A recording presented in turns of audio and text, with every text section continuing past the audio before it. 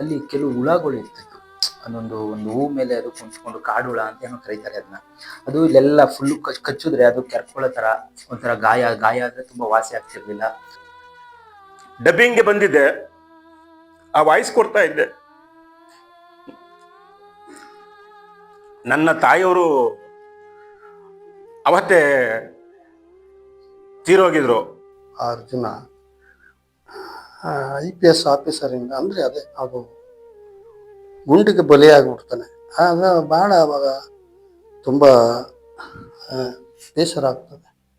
ಅಂಥ ಒಂದು ಪಾತ್ರನ ಅದು ನಿರ್ವಹಿಸಿದೆ ಅಂದಾಗ ನಾವು ಅದನ್ನು ಮಾತಾಡೋಕ್ಕೆ ಆಗಲ್ಲ. ಅಂಥ ಒಂದು ಕತೆ ಅದನ್ನು. 1,000 ಜನಕ್ಕೆ ಬೇಕಾದ್ರೆ ಅನ್ನ ಹಾಕ್ಬೋದು ಮನುಷ್ಯರಿಗೆ, ಆದರೆ ಆನೆ ಸಾಕೋದಿದೆ ನೋಡಿ, ಮಹಾ ಅದ್ಭುತ.